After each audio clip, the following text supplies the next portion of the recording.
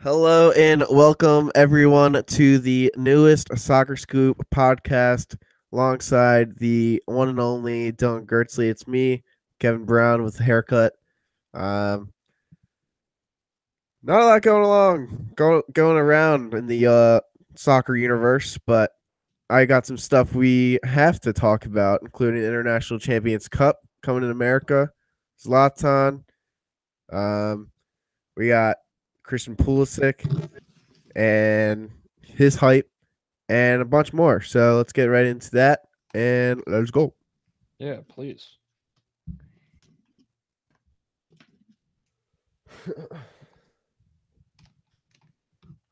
So Dylan, I don't know if you watched any of these International Champions Cup games.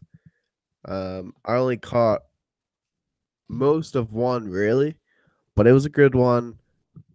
Borussia Dortmund versus Liverpool, Jurgen Klopp Bowl, and Christian Pulisic just balled out. Man, I am so hyped on freaking Pulisic. I mean, we have been, but like, if you saw any of this guy's performance, he's so cerebral with all of his positioning whenever he's on the field. He's so fast, so athletic. His athletic ability is actually insane. Yeah, like I thought FIFA is like exaggerating with some of his athleticism potential. The video game that is, but Well, yeah, sorry. they're Doesn't matter. not. I don't Yeah, care. Well, they are, but yeah, a little the bit. I point mean, is he's not going to get 99 pace. yeah, exactly. I was just going to say the game is kind of broken in that sense. So, who cares? But the point remains. He's an elite athlete. Both his goals were pretty sick. So, and he's drawn like 6 penalty kicks, it seems, with Mario Götze taking the PKs. No. I think Pulisic took the second one. So Pulisic scored a penalty kick and a counterattack. He got on the left side. Schmelzer finds him in the center. Bam! Bottom left corner. Oof. Ooh. Yeah, so imagine this guy doing this for the red, white, and blue. Yeah, man. I like 2022. Here we come. Come on, U.S. men's national team. Let's get it. I'm all aboard the Pulisic hype. We'll have the World Cup song. Yeah, it's not as iconic as the. None of the World Cup songs are really as iconic as that Champions League song, which will. I think Dortmund's in Champions League this year, so hopefully we see him ball out in that again too. But he needs to stay at Dortmund is what I wanted to bring up. Got a pop up from Bleacher Report right onto my phone right after the game. Real Madrid open contact with Pulisic. Dude, definitely don't go to Real Madrid. Yeah. Absolutely not to Liverpool because there's been some rumors last couple windows but they've got Shaqiri, Mo Salah on that wing now. Sadio Mane. He's not gonna fit in there.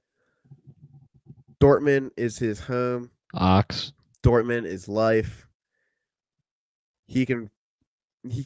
I've heard some people say, "Oh, this guy's got to go into more of a playmaker role now."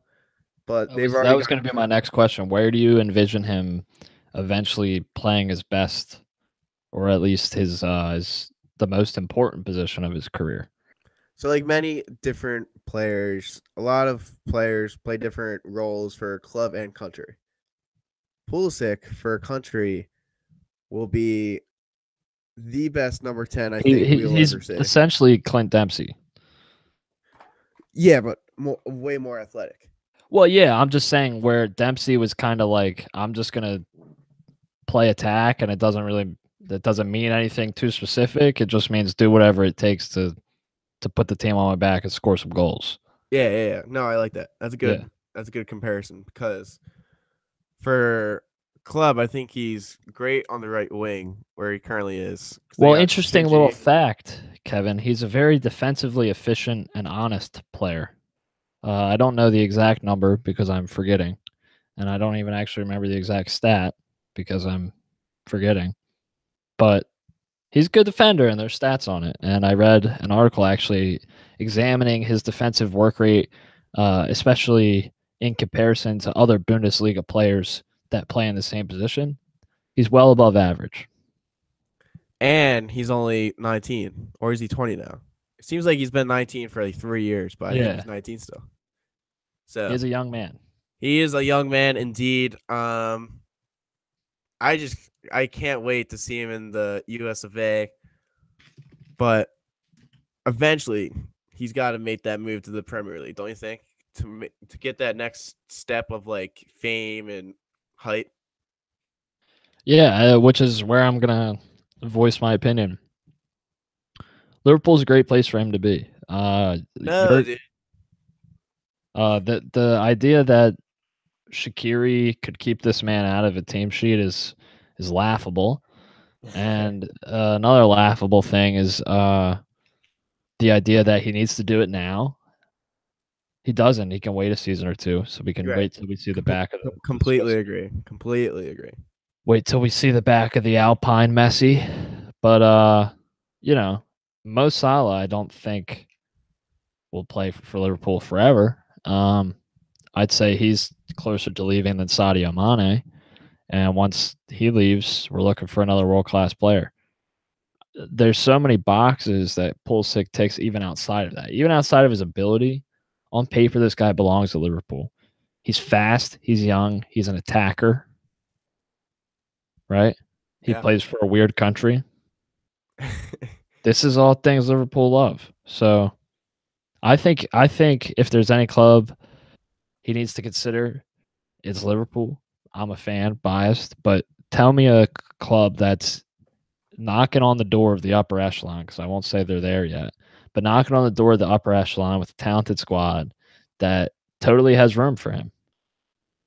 So Liverpool has that definitely going for it. And one thing Pulisic can bring to the club, like Liverpool, who has such a big brand off the pitch as well, Anfield, never walk alone, more so than my Arsenal. I'd say Pulisic has his brand because all of us Americans are really rooting for him more so than any other player in recent memory. Because once he makes that Premier League switch, I know I'm gonna get his jersey. If it's Liverpool, maybe not, but like any other club besides like Chelsea, that'd be sick. And I don't really want United or Tottenham or now that I think about it. I actually wouldn't mind City. City would be okay. If the thing, like as an American, if he went to City, I'd be like, wow. So Pulisic's going to play for what could potentially be arguably the most successful team of all time. So whoa, okay. I'm just saying, after the history that they did, yeah, exactly. The history they had last year, the current squad they have, and the manager. I guess I have to start giving respect at some point. Here it is, Pep, you jackass. Yeah, I think they could potentially be considered one of the best teams of all time. So to have Christian's name on that'd be cool. It would also be cool. Plus, side note, I don't hate those Nike Man City sky blue kits. I don't hate them. Yeah, they're not displeasing. They're certainly. Yeah, I just like the two-tone with the sleeves. I just think that's such a cool look. What do you think about Arsenal's kits? You like the arm sleeves this year? So let me just look them up, just to double check, make sure I'm not giving you. Yeah, make sure you get the correct information because they are kind of stupid in my opinion. Oh God. Oh God. Yeah, I don't like it either. So I like last year's. Whoa, last year's is way better. These are awful, Kevin. Yeah, last year was like the classic kit. It's not like, the funny thing is it's not that much different. It's just why it's even so ugly. Like, yeah. Dude, you look at it front on. Dude, I love your live reactions to things. It's so bad. It's just like a block. You look at these guys, he looks like a block. Yeah, man. I don't like it. So, last thing I'll say on Pulisic here. You said maybe Mo Salah stays a couple of years and then he can fit right in. Another guy for Arsenal who can stay a couple of years, Henrik Mkhitaryan. I'm expecting some good playmaking ability out of him this season, Dylan. Pulisic can fit in right after he leaves. Better than OJ fits his glove, right? Like, come on, like that'll be awesome. I can't wait till Pulisic comes to Arsenal. I'm fully convinced. You should be too. North London guy. It's gonna be Wow, great. so this was a quick turnaround from the beginning of the conversation. Totally convinced. Yeah, I mean, at the very least, it's a testament to his ability and his talent. So super excited to watch his growth. But a transfer saga for another time. Certainly. Transfer saga for another time. Now, speaking of transfers, Dylan, I want to play a little game with you. Still early in the podcast, early in the transfer window, because of the World Cup tournament, kind of pushes the dealings back a little bit.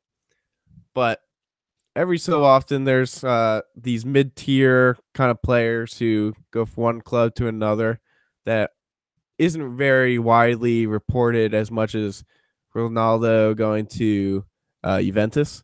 So I want to see and test your soccer knowledge and see if you can guess where some of these players, or if you know already, make sure to emphatically state that you got this shit. So I want to throw some players at you and see if you know where they have gone in This the is gonna be last. rough. I'll tell you that right now. This is gonna be hard.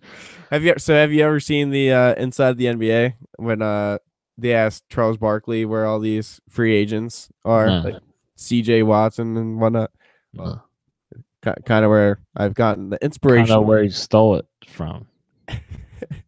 I would say inspired. I don't think they have a monopoly on asking people where they. You plagiarized this idea from them. All right, player number one. This player terrorizes me in FIFA career mode in the future. Gelson Martins recently left Sporting. He did. And he has gone to a. I'll give you hints with each one. Yeah. He has gone to a La Liga side. That Oh, is very no much way. happy Did service. he? Yes.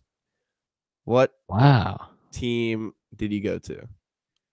I'm gonna say Portuguese. I'm gonna say Villarreal or Valencia. Actually, Atletico Madrid. Step up above those. Wow. Yeah. Okay. Good. Yeah. Good for him. So the if anyone didn't know this, his contract with Sporting was terminated kind of by a third party because Sporting stopped paying him.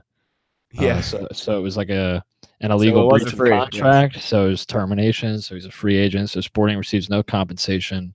And he's one of the most highly touted, excuse me, highly touted youngsters in the world. So this is huge and good for him. Happy it all worked out in the end. Don't you feel like there should be like more of those, more reports on these guys who just end up being like frees? Like this guy has so much potential, and he's barely reported on. He went to Atletico Madrid. Huge pickup for them. Huge pickup. The reporting I'd say is probably more down to us being in the U.S. market. Yeah, huge. Because just like Zlatan being on all these ESPN shows all the time, it's so cool to see. But yeah, U.S. market, not a lot of stars. So tired of hearing that guy in the headlines. Anyway, continue. João Moutinho left AS Monaco, and I signed for Wolverhampton. Glad you remembered that one because I texted you it just the other day. So I'm glad you're on the board with one. So you're 1 for 2, Dylan. Now for player number 3, Men in Blazers favorite, Richarlison has gone to Everton to rejoin with the manager that brought him to the Premier League, Marco Silva. He scored all of his goals and all of his assists before Christmas last season. Coincidence, that's when he was with Marco Silva. So, oh, there you go. That kind of information makes it sound scripted almost. Oh, really? No, I just No, it's props to you. Like, good job knowing that stuff. Tim Krul is still around as a goalkeeper Who of cares? It's not the Netherlands descent. 2014 World Cup. I didn't even know he was on Brighton to begin with. So he went to Norwich on a free. I don't think you would have known that.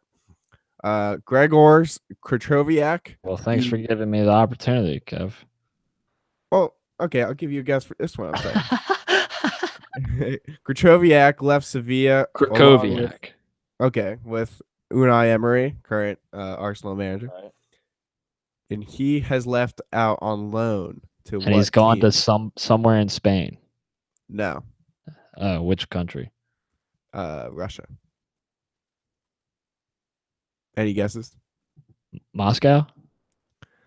Lokomotiv Moscow. Yeah. So correct. Not CSK Moscow. I would have It said is- CSKA. Yeah, it is. That is not the one. Jack Wilshere left on a free To West Ham. from Arsenal. Good, you know that one. So you've only missed like 2 so far. Let's see. I'm not sure if you know that. You definitely know this guy, Sofiane Bouval from Southampton. Used to play for. I don't even remember who he played for, but yeah, talented Algerian, I believe. Mm-hmm. And he left on loan to go to La Liga. Any guesses to which team? Left on loan. Kind of a up and rising team. They're I can't hear you. kind of an up and rising team. They're surpassed expectations in recent seasons. Not Sevilla. Actually, Celta Vigo. Celta Vigo is the squad. Also, he's Moroccan, not Algerian. Excuse me. Yeah, you're not excused. Jack Colback of Newcastle. Ginger, midfielder, lefty boot. Left Newcastle on loan. Go to a championship side known as. I don't think they got promoted. Sunderland? Nottingham Forest, actually. Okay. See, isn't this so fun? I love hearing about these like nondescript English players that move around. Not English players, but dudes that are in the English system. Yeah, they just Wilshere, go to Colback, Krul, like all these guys that just bounce around. For a club record, not a club record, but a goalkeeper record fee, he has gone to Liverpool from Roma. The player name is a little backwards for this one. Allison. Reminds me of that Elvis Costello song, you know? It's been like stuck in my head ever since he signed. Sorry, that was kind of bad singing, but just that's in my head. Like I can't get it out. Send me the link. I'll drop it in. Your dad knows that song 100%. 100%. How do you feel about that signing before I go on to the next one? So I'm happy you asked. I think he starts, regardless of what I think. So he starts. Yeah, you should start. You spend that much, you start. So we got a new goalie, and I'm happy about that. I wasn't pleased with Karius, so I'm all positive. I'm not particularly happy with everything I've read about him, but again, I don't know him. I don't really know the position that well, and we got a new goalie, so not much to be upset about. Yeah, Karius had another blunder against Dortmund, I believe. Right. Actually, before you continue too, the price doesn't matter to me as much. And I know everyone's yeah. Shut up. Listen, we're in the Champions League. We've been in the Champions League now. We've been growing as a club in revenue off the pitch. We've been saying for years, we just need these 2 guys. We just need these 3 guys. We need this position and this position sorted. All right, dude. We just sorted them. We got Van Dijk. We got a keeper. Robertson's a revelation out left. Mo up top. We've got proven talent in Sadio, Bobby, a midfield that works for the system we play. They've done what we've needed to do. You can't complain. They've acquired the players. They've done all that stuff. from a fan perspective, there could be no negative until the results pan out on the pitch. That's all I'm saying. I'm saying That's fair. That's fair. for one of the first times, it feels like Liverpool have given me exactly what I asked for. Yeah. That's fair. Very fair indeed. I would say, because so Liverpool is an interesting squad because they always seem to do worse against the terrible teams of the league, and really good against the awesome teams. Fixing that this year is going to be imperative, and a good goalkeeper. Obviously, I agree that you're going to need to spend.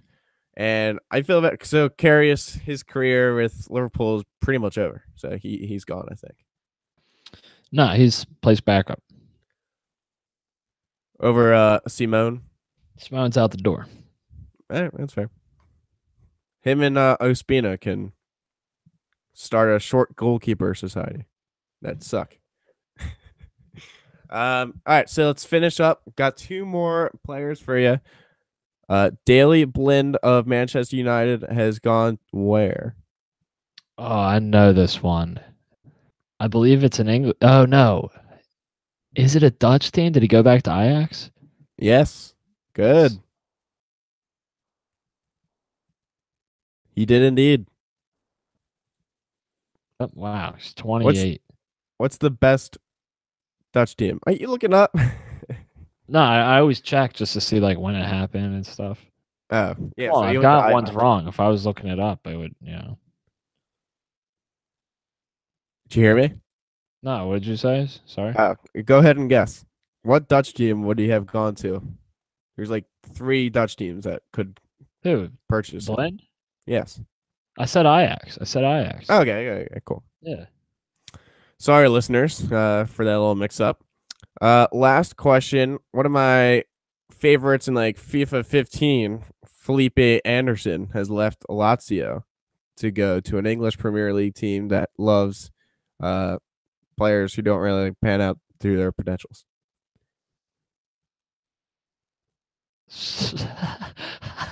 Sorry to say it again. I thought it was such a good setup too, you dick. Felipe Anderson, one of my favorite Lazio players. Yeah, so he left Lazio. He's Brazilian. He has gone to a team in the English Premier League who really loves purchasing players who do not live up to their potentials.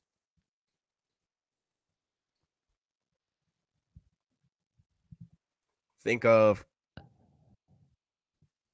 what are you gonna say? What is it? No. I want you to say. Think of Wilshere. Think of Hart. Think of Chicharito. Think of West Ham. Really? Yes, he has wow. gone to West Ham United. Buy some insane players. They buy so many players too, and it's unreal. We're gonna have to get Andy Koska back on the podcast for another cameo before you rip his favorite club to shreds. So that concludes the first ever Where They At though. Good job, Dylan. So before we end the pod, just real quick, tell that dude I'm actually interested in hearing what he has to say about these signings. For the first time ever, I'm interested in speaking to a West Ham fan. Okay. I have to have him on now if you're interested, because not much interest in West Ham for sure. So before we do end the podcast, I do want some beef to be resolved. Dylan, recently, pretty much right after the last Soccer Scoop podcast, actually, I published an article called N'Golo Kante revolutionized the way the game is played. So we put it on Reddit and got a little bit of a hit back, and which is all fair criticism. Most of it saying, dude, this is like clickbaity. You don't know what you're talking about. I mean, I knew what I was talking about, but like I did generalize too much, and I want to preface that statement with this. But I do want to bring up some grievances from one of your fellow Liverpool fans who really called me out for some things. And first of all, he's like, so in the article, I'm like, Germany. So basically, I compare all the World Cup winners to really staples of that kind of period of the style of football being played dominant in European and world football. Think of 2010 Tiki Taka Spain. 2014, I labeled German as this efficient monster of like just win. And this guy called me out for it. He's like, dude, Germany's all like possession based in 2014. That's why they were so like attractive and great. I'm like, maybe some of their players were like Mesut Ozil and Cruz and whatnot, but I think they're a lot different from Spain in the fact that they're not like sideways, backwards passing the whole time. You know what I mean? Also, maybe he did not revolutionize the way the game is played. So I do admit poor use of the English language, but a lot of people pointing out this Claude Makelele guy. I wanted to see if you knew who he was. Oh, of course. All-time So great midfielder. yeah, all time great. Compared most notably to one of my favorites, N'Golo Kante. Yeah, that's who everyone was saying really started the position. I thought I looked him up before the podcast and I was like, oh, this guy's gonna be from like the 80s or something. That's why I don't know him. He's like from Jose 10, Mourinho. 15 years ago. Yeah, Jose Mourinho Chelsea is when he really started up to this whole thing. So interesting. Interesting for sure. Makelele is I guess the first Conte, and then the thing I want to say most is like Conte really just did it for me because like obviously Soccer Scoop Player of the Year 2016, our homeboy, but he's just this like short statured guy. He's like you don't think he's gonna be good at all, and then he's like turns out, oh wait, I'm gonna steal the ball from you every single time, intercept the ball. And when I think of central defensive midfielders, I think of imposing guys like Matic, Krakowiak, Casemiro. Levich, or whatever. Yeah, exactly. Not N'Golo Kante. You can barely see on the field, you know. So I think he kind of revolutionized the way you should look at defensive midfielders. Is how I should phrase it and have evolutionized my way of thinking. Also, Croatia didn't win a fucking game in regulation and knockout stage. That doesn't mean they sat back and countered the whole time, which I kind of misworded in some sentences, but I don't know. I don't like Croatia at all, and I think they got a little too hyped in that World Cup. You know what I mean? Yeah, no, I mean it sounds like never mind. I'll save it. It sounds like I had some work to do on the article. It sounds like that just a little bit. I don't want to sound rude, but it does sound like that. I have to I'm trying to give my thoughts in more long form, which is what podcasts are famous for. So there you have it. I gave my rebuttal to Reddit user Coptimism, his name is. So props to him for having some good insights about the game and stuff, but I think some of them are misguided a little bit. But so are mine, and I think we had a good chat there with him not on the podcast. So Dylan, this is the pretty much the end of the podcast. Before we end, I want to introduce. We introduced the Read of the Week segment last pod. This week, I want to get your thoughts on the Read of the Week, which is pretty much Mesut Ozil's Twitter. I don't know if you've seen all of his statements regarding the German national team president and the racism and Islamophobia he's received from that picture with Turkish President Erdogan or whatever his name is.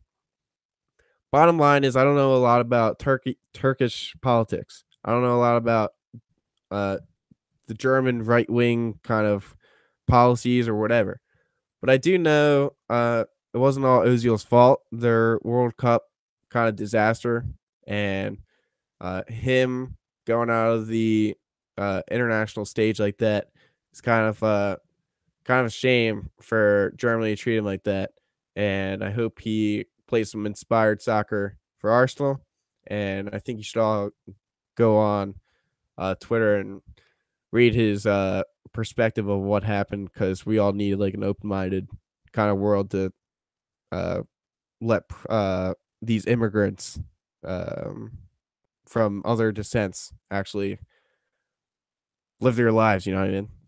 Yeah, no, for as much as I hate Ozil, it's kind of gross to just watch this play out, and props to him for sticking to his guns and doing what he felt was right and sticking to it. So wish him all the best. He's a World Cup winner. He'll go down in history, and that is really what matters at the end of the day, because those guys in the federation, they're not, they're not the country. They're just the guys that organize the football team. So I don't think he'll have any disillusions about the country, and I don't think he'll have any disillusions about what he did for the team and getting that trophy. So props to Ozil. You won't hear me say it again, but good on you, man, and hope you finish fifth again. um, yeah, props to him for staying so diplomatic too, especially with the whole Bayern Munich president saying he played like shit for years after he came out with his statements, and then he had another rebuttal shortly after that. So Ozil's the man. Have his jersey. Hope he does well again this season, even though he changed his number. Still got the number 11 jersey. Go Ozil. I have an article coming out why I've never been this excited for an Arsenal season. Hope you read it, Dylan. Hope you all listeners read it. And thanks for sticking to the end of the show. Hopefully more soccer news coming up in the next couple weeks. So we'll make sure to get a pod out for all that soccer news. Peace.